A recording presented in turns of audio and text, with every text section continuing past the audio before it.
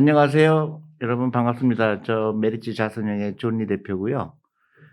오늘은 또 특별한 시간을 가져봤습니다. 한국에서만 이렇게 되게 투자하는 것 말고 또 미국에서 투자 회사에서 일하면서 했던 경험들, 그다음에 그동안 여러 가지 위기가 있었을 때 어떻게 대응했는지, 한국 시장도 마찬가지로 그런 부침이 있을 거라고 생각합니다. 그래서 투자하시는 분들도 이 투자의 즐거움, 그리고 장기 투자 즐거움, 이런 걸 공유했으면 좋겠다는 생각이 들어서 이렇게 같이 출연하게 됐습니다. 안녕하세요. 저는 메리츠 자산운용에서 포트폴리오 매니저로 일하고 있는 박정임입니다.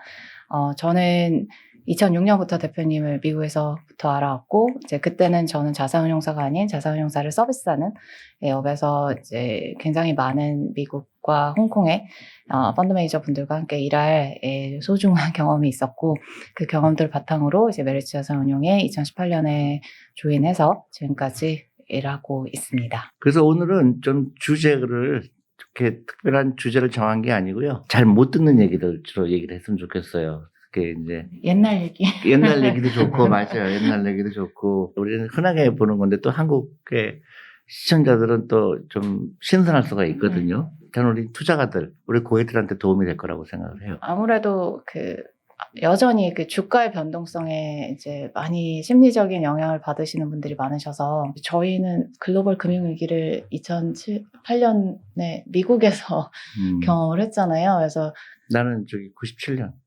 97년? 네. 그때는 사실 정말 약간 살 떨리는 경험이셨을 그렇죠. 것 같은데, 그때 경험 좀 말씀 주시고, 저희 또 글로벌 금융위기 때 각자의 자리에서 어떤 경험 가졌는지 얘기해도 좋을 것 같습니다. 나는 이제 코리아 펀드를 운영하잖아요. 96년인가 그랬는데, 이제 제가 일하던 같은 동료들하고 한국을 와서 기업 방문을 하게 됐는데, 지금은 돌아가셨어요. 몰리엄 홀스라고 그 유명한 펀드 매니저인데, 그 사람이, 한국이 큰일 났다. 왜 이렇게 가고 있지? 그런 얘기를 하더라고요. 96년도에. 그래서, 그 당시 보니까 몇 가지를 지적을 했는데, 첫 번째가 투명성이 점점 나빠지는 것 같아, 한국 기업들이. 그 다음에 너무 대규모 투자를 하는데 ROI에 대한 얘기가 없다. 그 사람은 한국을 되게 좋아했던 사람인데, 근데 그 사람이 주식을 팔기 시작하더라고요, 한국을. 근데 나는 코리아 펀드니까 팔 수가 없잖아요.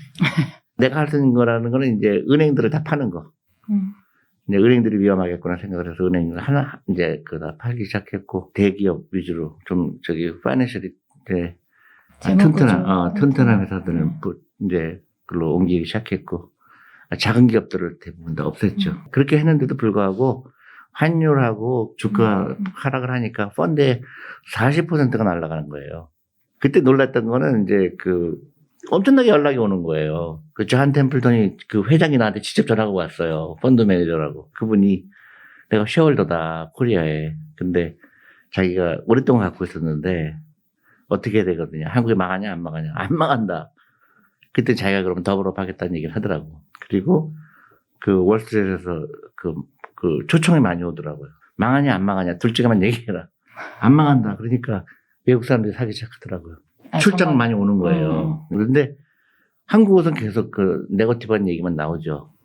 실제로 고통이 있었고. 근데, 장기적으로 보는 사람과 그 앞에 것만 보는 사람과의 그 차이? 그래서 그때, 많은 사람들이 돈을 벌 수 있었던 것 같고. 근데 그게 시간이 걸리지만 결국은 펀더멘털은 어디 가지 않는다. 그 다음에 또 하나 교훈은, 다미넌털 회사는 그 위기 때문에 더 잘 되는 거예요. 왜냐면 경쟁자가 다 죽으니까. 그래서 그런 좋은 경험을 했던 것 같아요. 옛날에는 은행에 가서 계좌를 열 때, 자기 집에 강아지 이름으로 또 계좌를 열 수가 있었어요. 실명제가 되기 전에. 지금은, 상상할 수가 없는 거지만, 그만큼 한국의 금융 시스템이 투명성이 없었던 거죠. 이제 그게 이제 투명성에 대한 중요성을 알게 된 계기가 되지 않았을까, 이렇게 생각하는 거죠. 저는 이제 UBS라는 회사에 있었는데, 저희 회사가 유럽계 중에는 특이하게 미국 서프라임에 익스포저가 너무 많았어가지고 직격탄을 맞았었는데, 제가 처음에 막 그 회사 주식을 이제 받을 때 50불 이렇게 받았던 것 같은데 9불 때까지 떨어졌던 거. 그게 거의 불과 한 1년 사이에 그런 걸 경험하니까 그리고 그때 금융위기 때 완전 불마켓이었잖아요. 직전에. 근데 이제 터지기 시작하고 그러면서 저는 제일 놀랐던 게 제 인생에서 아직까지도 그때만큼을 본 적이 없는데 저희는 이제 인터내셔널 데스크, US 데스크 다 같이 있으니까 되게 많은 사람들이 오픈된 공간에 있는데 매주 누군가 해고를 당하는 광경을 굉장히 오랜 기간 동안 그렇게 봤던 거는 제 인생에 현재까지는 처음이자 마지막인데 되게 충격이었어요. 그러니까 자연스럽게 겸손하게 되는 예, 그런 계기이긴 했던 것 같습니다. 그리고 고객분들도 계속 사라졌어요. 그 금융위기 때는 그러니까 매주 누군가 동료든 고객분이든 다 계속 해고되었던. 나는 이제 미국의 그 서프라임 그 위기를 간접적으로 이제 직접적이라고 볼 수가 이렇게 느낄 수 있었던 거는 그 당시에 내가 첫 집을 샀을 때 가격도 비싼 집이 아니었지만 살라 그러면 한 달 반을 은행이 나를 조사를 해요. 월급이 얼마인지, 재산이 얼마인지. 그 다음에 은행 잔고를 볼 때 그동안 들어오고 나간 게 있을 거 아니에요. 3개월 동안 들어오고 나간 거를 다 조사를 하는 거예요. 큰 돈이 들어가 있으면 이게 왜 어떤 돈이냐, 친척이 준 돈이냐, 아니면 월급이냐, 그걸 다 내가 해명을 해야 돼요. 그래서 한 달 반 정도 걸려서 모기지를 줄 거냐, 안 줄 거냐 결정을 하는데, 전 당연히 그렇게 생각을 해서 집을 사거나 팔고 했는데, 2005년, 6년부터는 은행에서 돈을 꿔주는데, 노닥이라고 그래서 신청만 나오는 거예요. 그러니까 아무런 다큐멘테이션 필요 없다. 그냥 꿔주는 거예요. 근데 집을 팔리는데, 내가 아는 사람이 집을 100만 불에 내놨는데 120만 불에 팔리는 거예요.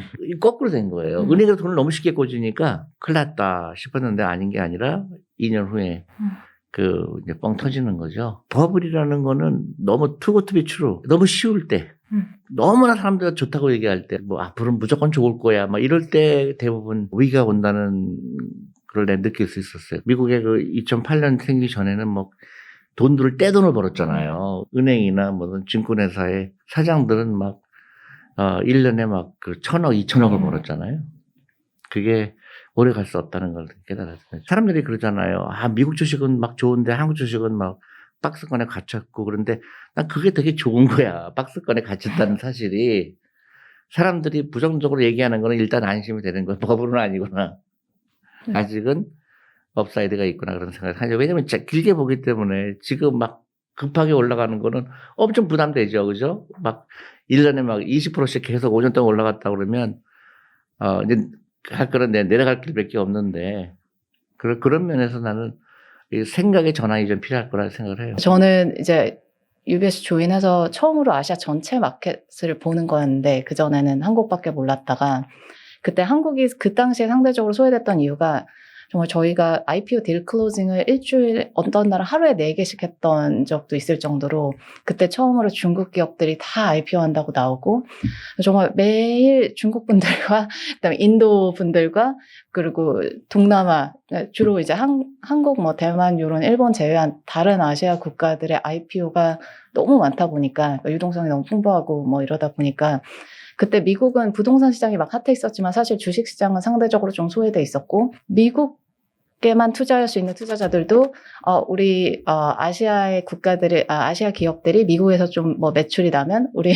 아시아 기업들을 투자할 수 있어 정당화를 만들어내서 저희 IPO 하는 걸 조금이라도 참여하려고 이랬던 그때가 있었는데 그게 이제 결국 나중에 버블 직전이었던 거죠. 뒤돌아서 생각해 보면 그때는 내가 이렇게 펀더멘탈 투자한다고 생각했던 이제 자산운용사 고객분들이셨는데 그냥 IPO 100배 서브스크라이브 되면 그냥 무조건 다 돈을 넣으시는 거예요. 그래서 사실 반대편에서 보면서 근데 저분들의 투자처는 이건데 왜 IPO가 많이 서브스크라이브 됐다는 이유만으로 이렇게 돈을 다 넣으실까? 근데 그때 중에 여전히 디스플린을 가지고 절대 밸류에이션이나 이런 거 안 맞고 하면 이제 IPO에 참여하지 않으셨던 그 고객분들, 투자자분들 계신데 정말 그게 너무 존경스럽더라고요. 그러니까 모든 사람들이 하는데 나는 나의 철학을 그대로 지키는 분들. 근데 그분들 펀드 지금 보면 여전히 크고 퍼포먼스 장기적으로 좋으시고 그런 것 같아요. 나도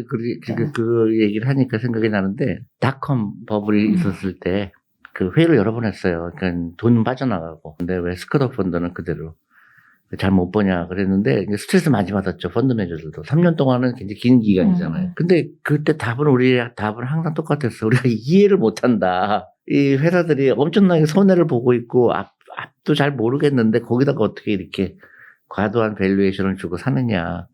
그래서 끊임없이 펀드 매니저들이 거부를 했어요. 그랬는데 결국은 그 버블이 꺼지게 되고 그 회사들이 망하게 되고 거의 다 회사들이 없어졌잖아요. 한국도 마찬가지지만 근데 지금 다 없어졌잖아요. 회사 투자 안 했죠 당연히. 근데 그 안 했을 때의 그 소외감이 굉장히 크죠. 저 주식은 지금 뭐 몇 배 올라가고 있는데 그거를 근데 결국은 안 한 게 결국은 이제 잘한 거죠. 그게 이제 훈련이죠. 저희 최근에 온라인 아카데미에서 이제 팀원들 다 같이 나와서 메타버스 얘기를 하긴 했는데 근데 메타버스 자체는 버블이 아닐 수도 있지만 이제 거기에 테마로 이제 계속 뭐 사람들이 기업을 잘 모르고 주식들을 계속 뭐 선택적으로 사면서 주가를 이제 막 끌어올리는 게 요즘에 많잖아요. 근데 저희도 그래서 사실 이번 4분기에는 그런 소위 말하는 메타버스 관련된 이제 새로이 떠오르는 이름의 기업들을 많이 얘기를 해봤는데 기업들은 오히려 굉장히 신중하고 왜냐면 메타버스가 정확히 뭔지 아직 그냥 거기서 돈을 버는 사람들 얘기를 하는 게 아니라 관람하는 사람들이 그냥 계속 스토리를 만들어내는 거지. 사실 기업들은 진짜 본인들이 투자 예산을 정해서 그거에서 ROI가 나오게 투자를 해야 되는 거기 때문에 그렇게 쉽게 막 얘기할 수 있는 주제가 아니잖아요. 근데 그 기업들 밖에 있는 많은 참여자들이 스토리를 뭐 증권사가 됐던 이렇게 뭐 아니면 이제 개인 투자자들 다양한 뭐 유튜브 채널이 됐던 만들어내는 것 같고 실제로 제가 봤던 기업들 중에 그러니까 수익도 안 나고 현금 흐름도 안 나고 매출도 한 100억 정도인데 시가총액이 벌써 조가 넘는 기업들도 있는 거예요. 그러면 이제 뭐 이 기업이 좋다 나쁘다를 떠나서 이게 그 가치가 측정할 수 없는 가치인데 이렇게 시장에서 반영하는 경우 저희는 모르는 거에는 투자를 하지 않는 거잖아요. 그래서 근데 동시에 오히려 저희가 보유하고 있는 그냥 전통적이지만 여전히 돈 잘 버는 기업들이 상대적으로 너무 이제 저렴해 보이는 그런 경험 최근에 했는데 아직까지도 테마에 의존해서 그냥 사시는 분들 진짜 많은 것 같아가지고. 근데 이제 이 자본시장이 시간이 흐르면서 발전하잖아요. 그래서 과거에는 그랬었지만 지금은 굉장히 다르죠. 미국 시장 같은 경우도 20년 전에 보면 이 펀드 같은 거 팔 때 우리가 코리아 펀드가 증자를 할 때요. 그 인베스트먼트 뱅커한테 그 증자 금액의 몇 % 줬는지 아세요? 수수료로? 7%를 줬어요. 우리가 100억 레이스 하잖아요. 그러면 7억을 수수료로 줬어요. 그러니까 투자하는 사람들은 93부터 시작하는 거예요. 인베스트먼트 뱅커 하면은 막 떼돈을 벌었잖아요. 근데 결국은 지금은, 그 시대는 갔잖아요. 그러면서 점점 사람들이 똑똑해지고, 이제 투자하는 것도 신중해지고, 밸류에이션을 정확하게 계산하려고 하고 하는데, 한국 시장은 너무나 놀랍게도 20년 전하고 똑같은 거예요.